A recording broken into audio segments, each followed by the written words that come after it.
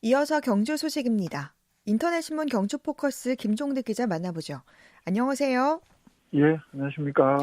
네, 저희가 지난주에 경주시가 박상진 의사의 묘 진입로 정비 추진 소식 전해드렸는데요. 지난주 소식의 독립운동가의 삶을 조명한 거라면 일제 식민지 역사를 청산하지 못한 현실을 상징적으로 보여주는 장면 하나로 오늘 이야기 시작합니다. 일제 강점기 악명 높았던 고등경찰로 친일반 민족 행위에 앞장섰던 인물이 초대 서장으로 현재 경주경찰서 홈페이지에 사진과 함께 이름을 올리고 있다면서요? 예, 그렇습니다. 이 경주경찰서 홈페이지에 1945년 10월 12일부터 46년 2월 7일까지 그 일제로부터 해방 이후에 첫 경주경찰서장을 한 인물이 서영출이라는 사람인데요. 네. 이자가 그 친일 반민족 행위자입니다. 말 그대로. 이런 인물이 버젓이 홈페이지에 이 사진과 함께 게시되어 있는 사실이 최근 확인이 됐습니다. 이런 일들은 뭐 비단 경주경찰서만의 일은 아닙니다. 최근 한 국내 그 유수 언론이 그 전국 지방경찰청 그리고 경찰서 등 274곳 홈페이지 전수조사했더니 네. 이 가운데 1억 명 정도가 2009년 민족문제연구소가 펴낸 친일 인명 사진에 등재된 인물인 것으로 나타나서 이 비단 경주경찰서만의 일이 아니지만 이런 네. 것들이 바로 일제장제를 제대로 청산하지 못한 우리 현실을 좀 상징적으로 보여주고 있는 그런 장면이 아니냐 뭐 이런 생각이 듭니다. 네. 그러니까 일제 때 고등경찰을 하며 반민족 행위를 한 인물이네요.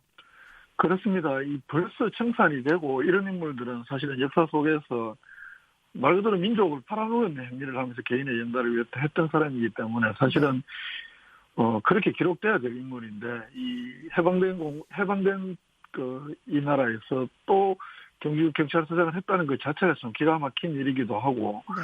또 1948년에 대한민국 정부 수립과 함께 이런 자들을 처벌하기 위해서 이 반민족 행위 특별조사위원회 줄여서 보통 반민특이라고 하는데요. 네. 이게 48년에 설치가 되고 그래서 1949년 1월 달에 체포되기도 했던 대표적인 친일 경찰이었던 인물이기도 합니다. 이 서영철이라는 인물이요. 네. 이 반민특위가 기록한 그 반민죄, 그러니까 그 반민특위에서 체포한 사람들의 죄상을 기록한 그 기록부를 보면 이 서영철에 대해서는 우리가 보통 외놈 뭐 이런 표현 쓰면 안 됩니다만 그때 당시에는 워낙 뭐 일제에 대한 감정이 있었기 때문에 이 외자를 쓰면서 외제의 충견 서영출 이런 이름의 제목을 달고 그 밑에 죄상에 대해서는 외제하에서 그러니까 일제하에서 경주경찰서장으로 순수민족의 선구자를 구금 학살한 일제의 충견이었던 자이다. 네. 전과를 뉘우침 없이 동포의 생명을 유인하였다. 고 이렇게 그의 그의 죄를 기록해 두고도 있습니다. 경주시 서면 출신으로 알려지고 있고 기록을 찾아봤더니 일제 때 그 초등학교 교사 우리 보통 그 훈도라고 하는데요. 그 네. 훈도를 거쳐서 38년에 그 후반에 경상북도 경찰 경부보고시에 합격해서 경찰에 입문을 하고 그 이후에 해방될 때까지 주로 영주경찰서 정복에 고등경찰로 활동을 하면서 항일 독립운동 인사들을 체포해서 수많은 고문을 하면서 악명을 떨친 인물이기도 합니다. 경주경찰서장을 거쳐서 49년 반민특위에 체포되기 직전까지는 그 극우 이 반공단체인 대동청년단 활동을 하면서 이 경주 최씨 집안의 그 민간인 학살에도 관여를 한 것으로 이후에 드러났고요. 이 반민특위에 체포가 됐지만 이승만 대통령의 방해로 그 반민특위 활동이 흐지부지 될 때 이 보석으로 석방된 뒤에는 개개의 그 친일 경찰이 그랬듯 우익단체 활동을 하면서 경주에서 규조토, 광물 뭐 이런 꽤 잘 나가는 사업을 했고 네. 거기서 벌어들인 돈으로 국회의원 선거에 2차례나 출마하기도 했던 그러나 그 국회의원 선거에서는 다행히도 낙선했던 그런 인물이기도 합니다. 네. 그러니까 청산하지 못한 역사를 잘 보여주는 그런 사례네요. 그렇습니다. 60년대 후반의 행적은 뭐 잘 알려지지는 않고 있는데요. 어쨌든 이 서영철이라는 이런 자가 친일 반민족 행위자가 이 경주경찰서 홈페이지에 초대 서장으로 사진과 함께 게시돼 있다. 이런 사실을 접한 시민들은 뭐 경주경찰서장을 했던 것은 역사적 사실이니까 어쨌든 홈페이지에 이 서영출이라는 사람의 사진은 그대로 두더라도 별도로 그의 친일 반민족 행위를 홈페이지에 표시하는 방법으로 그의 과거 재산을 오늘을 살아가는 시민들에게 후손들에게 분명하게 알려야 한다. 이렇게 한 목소리로 주장을 하고 있습니다. 네. 예컨대 경기도의 경우에는 지난해부터 역대 도지사 가운데 친일 행적이 있는 사람은 양력란에 따로 친일 관련 기록을 표시하고 있다고 하는데 이런 것처럼 그렇게 별도의 기록을 해야 되는 것 아니냐 이런 목소리들이 나오고 있습니다. 네. 다음 소식은요. 경주시청 트라이애슬론 팀 선수였던 고 최숙현 선수 사망 사건과 관련해서 국가인권위원회의 조사 결과가 나왔죠?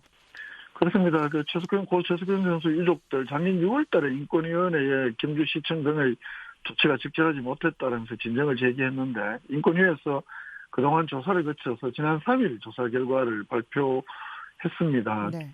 경주시의 중앙인 시장에 대해서는 이미 존재하는 내규를 좀 구체적으로 시행하는 방안을 마련하고 직장운동부 운영 점검을 위한 전담 인력을 확보해서 이 직장운동부 지도자와 선수의 신분상 처우가 안정될 수 있는 방안을 마련할 것을 권고했고 경주시 체육회장에게는 경주시와 협의해서 각 직장운동부 재정, 인사, 훈련 상황 등을 점검하고 지도자 평가에 점검 결과를 반영할 것을 권고했습니다. 네.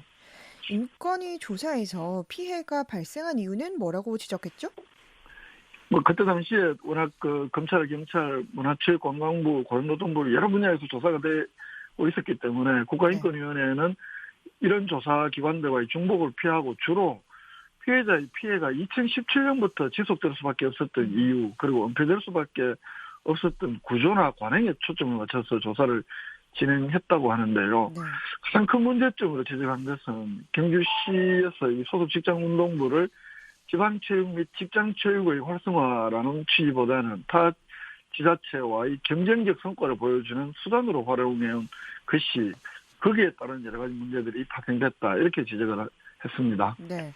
그러면 피해가 지속된 이유에 대해서는 뭐라고 설명했습니까? 무엇보다도 경주시와 직장운동부 운영을 위탁받은 경주시 체육회가 직장운동부의 훈련이나 선수 처우 실태, 적절한 예산 사항 등에 대해서 적절히 감독하지 않았다. 그리고 감독의 의사결정에 크게 의존했다. 그래서 직장운동부가 감독과 일부 선수들 중심으로 운영되게끔 방치했다. 이렇게 지적을 합니다. 이 때문에 감독이 부당하게 지원금을 수령하거나 또 허가하지 않은 물리치료사가 합숙소에서 생활하기도 했고 네. 또 우수한 성적을 거두는 일부 선수를 위해서 많은 선수들이 희생을 했고 네. 감독, 물리치료사, 선배 선수가 이 선수들을 폭행하는 일들이 발생했음에도 적발하거나 구제할 수 없었다. 이런 문제점들이 있었다고 인권위원회는 지적을 했습니다. 이미 마련한 운동부 설치 내규라든가 이런 것들은 매우 체계적이고 잘 되어 있는데 네.